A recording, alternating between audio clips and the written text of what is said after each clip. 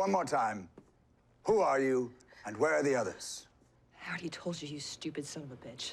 Our vessel encountered yours drifting in space, and we're trying to help you before you fall into that star and get your nuts burned off. And I've told you, you're lying, because there is no such place. Again, where are your friends? Well, last time I saw them, one of them was banging your mom and the other one was high-fiving him.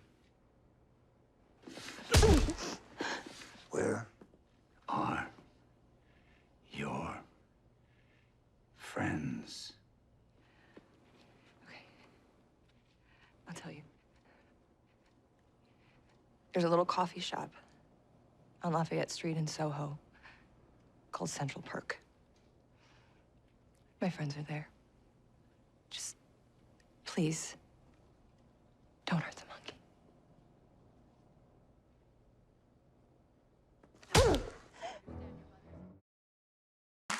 Hi, guys. Thank you. So, I watched that scene this morning. I watched this episode, and I was watching that scene, and I'm like, you can't tie her to a chair and have she can kick ass. Like, I've seen her kick Keanu Reeves' ass. She shouldn't be getting her ass kicked here. But she can also take it. That's true. How many hits by a big dude? She's kind of a badass in this episode, I'm not gonna lie. Well, I think you're kind of a badass. You're a good action star. Thank you, I appreciate that. I've had a lot of training. Have you really? Oh yeah, they kicked my butt. What kind of training have you done? Well, every show has been a different training. For G.I. Joe, we were trained by Navy SEALs for a couple months. And, Couple months? Oh, yeah. It was intense. Red Dawn, same thing. Green Berets were training us. And then John Wick, I had 4 months of jiu-jitsu training with the stunt team, which kicked my butt. Did you hold on to any of the jiu-jitsu? Did you keep doing it? Listen. I can now throw my 6'2" brother over my shoulder onto the ground, so I feel pretty good. And he's a black belt in karate. So That's I feel amazing. You know, I finally got there. So what kind of training? 34, yay. What kind of training did you have to do for the Orville? Training, I did not have to do any for the Orville. It's kind of a relief, I'm not gonna lie. Talk about getting onto the show. You've said that you've been friends with Seth MacFarlane for quite some time. How did he approach you about it? About 10 years. Well, let's go back to that. How did your friendship start? We met at an EW party years ago, and then we ended up campaigning for Obama in 2008 together in Ohio. And that forged a very dear relationship, and we've been friends ever since. So the show came about, and my team came to me and said, "Hey, this is the thing." Sat down with Seth, and he's like, "I think he'd be perfect for this part." And I read the first 5 pages, where the blue alien excretes some things onto Kelly, and I was like, "I'm in." Really? I was laughing so hard that I knew I wanted to be a part of this project. I was like, this has never been done before, and I want to be a part of something that's original. And with somebody who I trust implicitly and is such a genius. It was like everything that guy touches turns to gold. And, thankfully, this show is proving that far. This show is gold. I love it. It's the exact way that I used to feel watching Star Trek: The Next Generation when I was in college. That's how it is. I mean, how it read on paper is definitely different than how it's shown, even to me. But what do you mean? Does it read like more joke heavy on paper? Yeah, I think the first time I read it, it was like, a little bit more joke heavy. But there's something about the show that reminds me of, the 80s when I would, watch shows with my family. Just that feeling, that earnest, good feeling at the end of every episode, which I feel like is rare to just walk away and from anything, and just there's an innocence about the show. Absolutely, and I think that's because a lot of the jokes, and maybe they don't read this way on paper, but when filmed and in the show, they feel kind of, no one's really getting mocked, no one's really getting hurt, and the world itself isn't getting mocked. It's not like a space show that's like, look, we're making fun of being in space the whole time, Right, well, that's what he wanted to do. He wanted to ground it in reality, which is where the comedy comes from. It's the stakes. When you read the pilot, because I love that your character ends up having a lot more depth throughout the pilot, but when I saw the first scene with your character, I was like, oh no, don't do this. Don't do that to her. Don't make her be the cheating wife kind of thing. Were you worried about that at all? Absolutely. I was like, how does she come back from this? I mean, this is how she's introduced in the show, and his character is just you root for him because he's not the everyman hero. I mean, he's the everyman hero is actually what he is. You know what I mean? He's kind of a dork, kind of doesn't necessarily deserve to be in the captain's seat. And, you know, you're like, this woman did what to him? But she comes around, and it really is a great arc just in the pilot for Kelly. He's also kind of a needy narcissist a little bit, the character. You could see, I mean, I'm just trying to stick up for her. I could see her being like, look, I got to get out of here. Yeah, I mean, and thankfully you saw that, because that's the other thing. It's like maybe these two people weren't meant to be together. Maybe he did some things wrong too. Not that cheating's ever okay. So you start shooting the show. How many episodes have you guys shot so far? 13. You've shot 13, which is like what they call like the first half or the back, whatever. That's the first season for us. Oh, so 13 is going to be the 13 season. is going to be the season. Amazing. Yes. And the ratings are through the roof, right? I think so. They tell me things and I go, yay. I don't understand how it all works. I'm not going to lie. You know, you have the first day and then you have 7 days later and, you know, now there's the DVR thing. I don't understand. I'm like, when the producer says we did well, I'm like, yeah. Great, that's so good. We're still on the air. I can come back, yeah. You've been a part of a number of pretty incredible TV shows, right? Like the Marvel show, Agents of S.H.I.E.L.D. that you were a part of. And of course, I feel like I should whisper it because it's going to get an applause and I want to tease it out a little bit. Friday Night Lights that you were also a part of.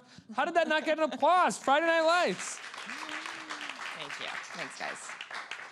Do you miss that show? Every day. Really? Every day. Yeah. I mean, listen, I met some of my best friends on that show. I'm still, you know, dear friends. Connie Britton's one of my best friends, and, you know, Taylor and Jesse, and, you know, we still see each other quite a bit. It's just that show changed my life. Yeah. It changed my career. For a lot of us, it did. It was special. And it was one of those shows that if it aired today and had the ratings it did back then, we wouldn't have seen episode 2. But thankfully, we were at a time where they gave it a little bit more air. And then the fans sent in footballs and light bulbs when they threatened to cancel us. And the studio actually took notice. And that's such a testament to how fans are so important to any show, especially that one. So it was really special. Were you ever upset that Tyra didn't end up with Landry? That was my I was like, come on, give Landry, come on. She was a jerk to Landry. That was my only issue. Really? I think so. She did have him like hide that body and stuff like that. We don't talk about that. Do we not talk about that? That was the jump the plotline? shark season. We don't talk about that. And I love how they just started to forget about like that ever happened. Oh, Because they it was such absolutely a bad did. storyline. Did you guys know that was a bad storyline while it was happening? Absolutely. It was one of those things where, you know, it was, I think Jason started Sweet. getting, it was, yes, and getting notes from the studio where they're, you know, threatening to cancel us, network being like, you know, we need to spice it up and blah, blah, blah, blah, blah. And it was the wrong move. But, you know, thankfully, it just kind of went away. But that's such a weird event to happen in a TV show that they... That show. That show, or I mean that event specifically, but I mean an event of like doing this and then like, let's put that away. We went off track there and sort of going back to the original tone. I don't think anybody was upset about it. I think people were like, okay, great, we can forget that happened. But also now we have these two characters that we love that are together. Yeah. Which it's sad that it took, you know, a dude being buried and dead for them to get together. Like that's the only reason Tyra is going to be interested in Landry. But no, I mean it was that ebb and flow, and it was a fun dynamic between the two of them for sure. But she and Riggins were meant to be together. Right. How did you feel about them ending up, sort of, I mean, alluding to them ending up together at the end? I was just right. Do you think that they're still together? Listen, I think that the spin-off show is Tyra and Riggins. Oh my God, like a multicam sitcom with the two of them? No! It's like Friday Night Lights. They take over. It's, you know, he's the coach of the local football team. She's the counselor. It's a little bit more tumultuous. It's a little bit more like Desperate Housewives. But, you know, it'll be fun. It's less, you're not, Tyra's not a Tammy Taylor, basically, is what She's you're saying. Tammy Taylor, but she's like, you know, the bitchy, you know, more aggressive version. She's got demons still. Oh yeah, she still has a little bit of demons. And Reagan still likes to look at other women, so there's that issue. Oh my God, the show sounds incredible. I know. Wouldn't you want to see that? I would. Have you pitched this? Every time I'm in an interview, I'm like, listen, this needs to happen. I think Taylor would be behind it. Now, I think every year or every couple years, there's like a Friday Night Lights reunion where like you guys get together. That's rare that a show does that. How much of that is for the fans, and how much of that is for you guys to just get together and hang out? Well, here's the thing. I mean, a lot of us hang out as it is. I mean, we're still, like I said, very dear friends. So, but it is fun to all get together in Austin. You know, there's the Austin TV Festival, which, you know, pretty much, you know, they made us the figureheads for the show because it is Austin and that's where we shot, and it's really important. And so we've been having, every year these get-togethers. It's fun to be back in our hometown, and it's fun to be together. But listen, I'll drink with Connie any day of the week in Los Angeles. So it's, you know. You and Connie go out drinking? Maybe. White wine? Is that Connie's actual drink of choice, or is that just Tammy? A little more rosé. Rosé. She likes What about you? I like everything. Let's be real. It's a very Tyra-esque, you know, answer, but it's true. Okay, good for you. That's great. Yeah.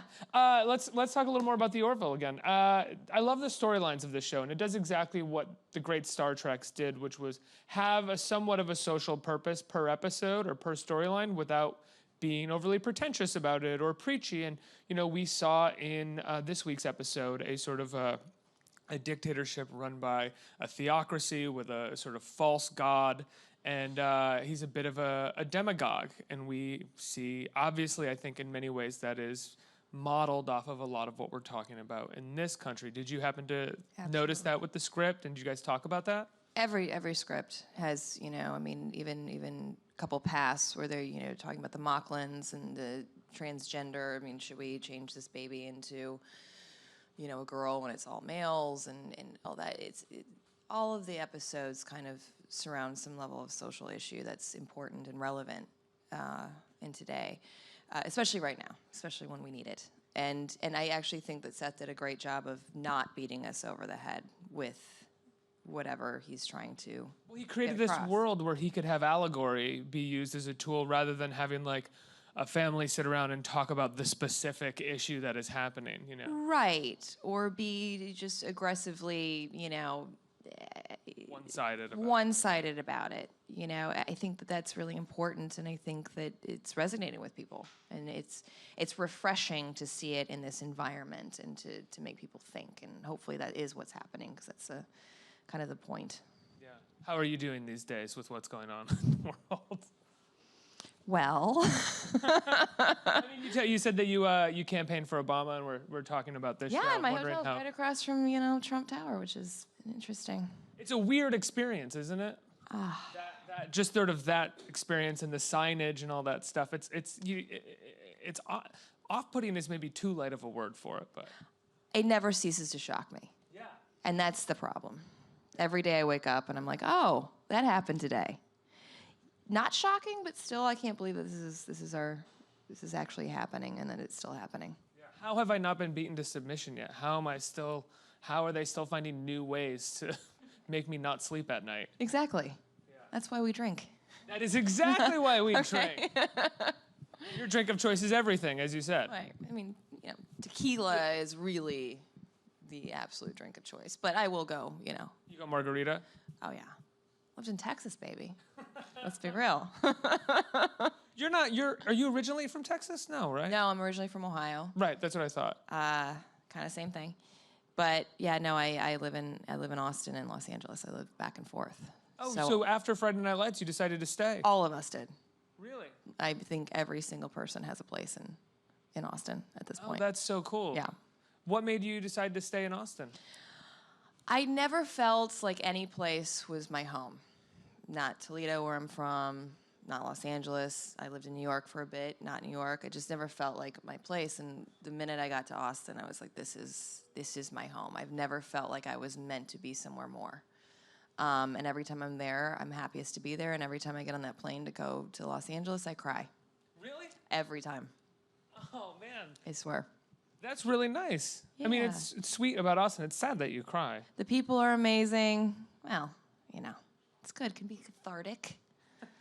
I'm an actress. I don't know. Do you have stewardesses that are like stewards and stewardesses on the plane who are used to like, oh, it's fine. She does this all the time. She does this all the time. It's fine. This is her commute. Exactly. It's like watching Friday Night Lights all over again. Somebody's always crying. How often do you get approached about Friday Night Lights?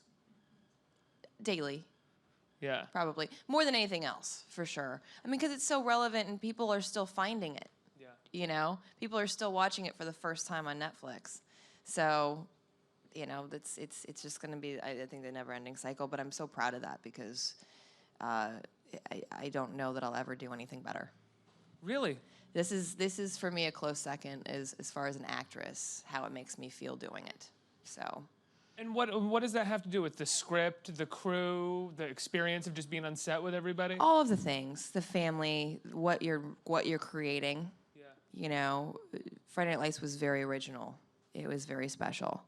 We created a family as well. This is very original. You know, a lot of us have known each other. I've known Jay Lee for 10 years. I've known Seth for 10 years. Scott and Jay Lee have known Seth for 20. It's like, it's this very awesome family that is, you know, on our one day off, we all go to dinner together. Not kidding. That's how much we love each other. So it's special. Yeah, that's really That doesn't cool. happen. I mean, and you have that happening twice in your career. Rarely that usually doesn't happen in one successful career. I know. I feel very, very blessed to be in this position. I think it says something about you as as a decent person that other decent people want to work with. I'm serious. You know, I appreciate that. it's usually someone who's bouncing from show to show and is kind of, that's just not the experience that they're looking for, nor will they get because they're not keeping their sort of personality open to it. It seems like that's something that, because you're a decent person, people want to do that with you. Well, thank you. Well, this is a job. I mean, you could be a jerk. I don't know. This is just an interview. Who knows? I know, exactly. Maybe I'm just that good of an actress. I don't know. No, I love my job. It's my favorite thing to do. I love being an actor, but it's my job. And, you know, I prefer living a life that's full and having wonderful friends and being on a set with people that's your family. The crew, that's your family. They're with you for 16 hours a day, you know? And other than that, I have my dog. You know what I mean? It's like, these are the people that surround you, and it's, you know, you go to their weddings, you go to their bar mitzvahs, you go to whatever, because these are the people that impact your life on a daily basis. So yeah, that's where it's special. I have to ask, you know, you said this is your work and you love it, and you rarely get shows like this. And a show that gets talked about all the time is the pilot that you did for Wonder Woman, especially now that since Gal Gadot has become the iconic Wonder Woman at this time. Which is great for her, honestly. Oh, yeah. And it's awesome to see a female icon. It's about time that it finally got out there. You know, all this talk of Wonder Woman and the potential Wonder Womans and how many times it's supposed to be made. And, you know, she's killing it. Yeah. What was it like for you shooting that pilot? What do you remember about it? I remember, I can't believe I'm getting paid to wear this outfit. I'm not sitting at home eating popcorn. You know what I mean? This is amazing. In this outfit? In this outfit. Not that I did that. Maybe once or twice. You were a big Wonder Woman fan going into it? Huge. You know, I've been a comic book fan since I was a kid. My brother's a comic book writer, and, you know, he's my big brother, and everything he ever did I wanted to do, and he's my best friend. So, yeah, I mean, I started reading comic books at a young age. Supergirl and Wonder Woman, that was, and Rogue was my other favorite. So cool. So getting to play Wonder Woman was surreal. Getting to close down Hollywood Boulevard, which had never been done on a TV series for 2 days in a row, was surreal. It didn't go. I might have cried myself to sleep for weeks, but it was fine. You know what I mean? I'm doing fine now. But I'm really happy that it finally is being made and it's being done right. Yeah. Do you think that you would want to jump into the shoes of another superhero woman, female superhero?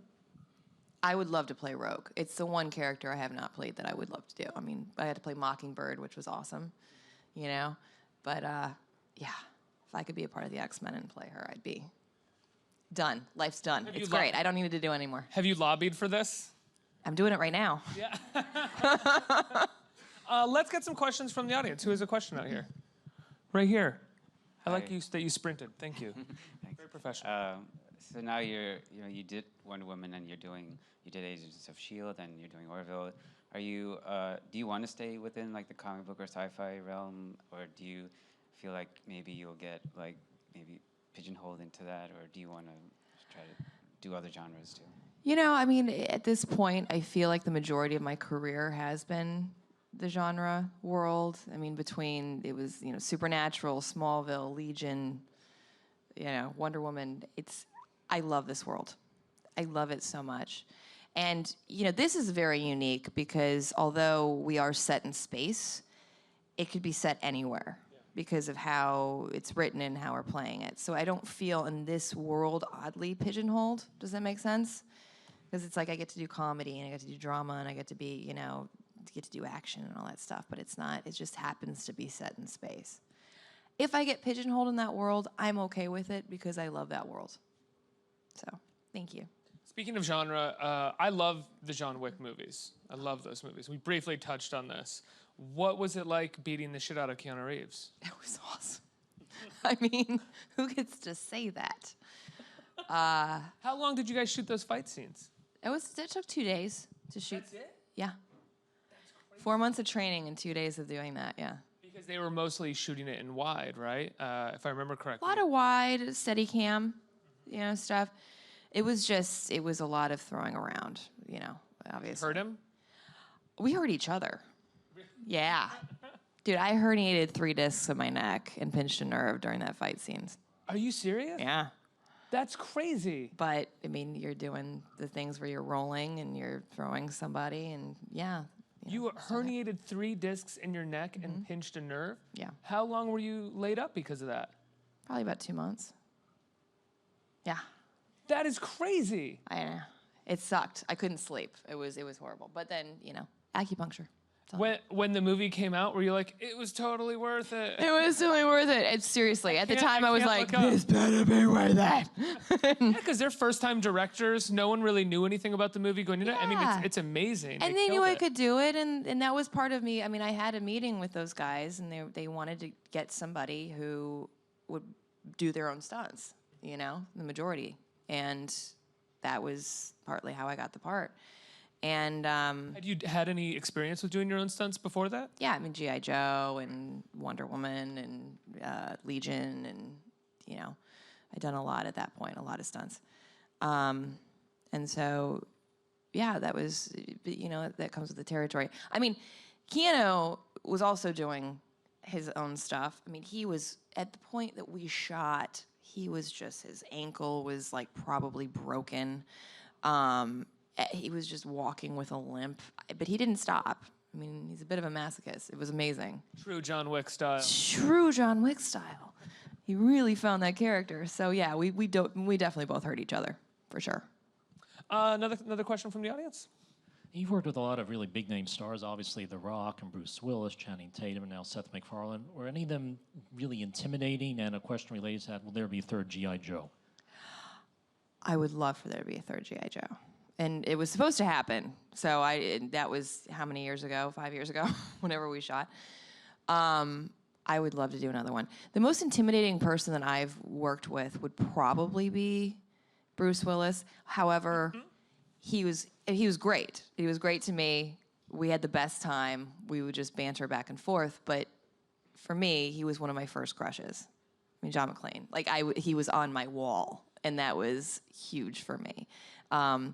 You truly are like an older brother's little sister. You oh John my McClane on your God. wall. It's the best Christmas movie. Yeah, so working with him was highly but again, like all of those people, Dwayne is probably the nicest human being I've ever worked with on the planet. He and Carrie Elways are two of the nicest human beings. And two of the most intimidating in theory. But I've been so lucky to get to work with awesome professionals. Well, no one can really be intimidated once you're in front of the camera because you need to create a space where you can make the product, and the product's not going to get made if someone's being intimidating or being a jerk. Right, unless they just want to be that. But no, I mean all these people I've had relationships with. Like you do if you're on location, you develop relationships. You go have dinners, you go have beers and talk and laugh and and that doesn't always happen. So thankfully, I've been really lucky in that world. I think we have time for one more question. Hi. Hi. So getting to work on the Orville, like how much were you involved with the special effects? Like how much was that used, and how much were you like in that space? I'm sorry, what do you mean? Like when you were filming the show, like how How much much was practical Yeah. versus CG? Yeah, How about exactly. that? Oh, I mean, like all the prosthetics, that's all real. That's all practical. We have an amazing team, and our set is ridiculous. But you know, the outside, all that, you know, that's all obviously CGI'd, and they have these models, and it's shot like the old school Star Trek. You know, they're not doing it on a computer. They actually use live models, and you know, take a camera like this and zoom around it and put it, you know, in action, which is kind of cool. They don't do that anymore. So getting to see that whole process has been really fun. But yeah, we have an amazing screen. So when we're looking at stars, we're looking at stars. You know, we're able to see all those things practically for us, which is kind of insane. So not that much acting required. That's so cool. I think that's one of the things, without even having realized it, is something that I love about the show and really affects the tone, is the sort of practical effects, be they like amazing like that face or just like these models going through space. It's like kind of makes you feel nostalgic for the past, but at the same time it also just doesn't feel like you're watching a game. Absolutely, you know, yes, exactly. And there's so much truth in it, and you can see it, you know. But the makeup, I really think, is just so pivotal on this show. You know, Bortus, that he looks like that in real life. I mean, you can touch it. It's weird to touch, but you know, everything looks absolutely real. And even when it's minimal too, and it's just the idea of the makeup, which is in this week's episode with the city on the ship that you go to, it's just a few dots, right? Like different Yes. kinds of birthmarks. It's so a smart distinguishing thing to do. It's cool. Absolutely. We have such a great team. They all think about this. You know, Howard Berger, our makeup guy, he doesn't sleep on the weekends. All he does is create monsters and think about what he's going to do next. Because he's got, I bet oftentimes he gets a script that's like the monster, and he has to be like, okay, is this what you want the monster to look like? Oh, is yeah. this it? He has to create all those things. That's And so then cool. actually create it. You know, he does the drawings, he does the things. Okay, you know, Seth says okay, and then he goes and actually creates these monsters, and it's unbelievable to watch. All hail that guy. That's a tough job. That whole team, that hair and makeup team is just unbelievable. And Joseph, also our wardrobe, is just unbelievable. I love the show. Congratulations. What nights can people watch it on Fox? Thursday at 9 o'clock. Thursday at 9 o'clock. Yes. Plus it streams on Hulu, I think, the next day. Yes. Was that something that we say, right? Sure. Yeah. You can watch it streaming. You can watch it on Fox on Thursday. Absolutely. Give her a round of applause. Thank you so much. Thank Oh, you. I'm sorry. Thank you.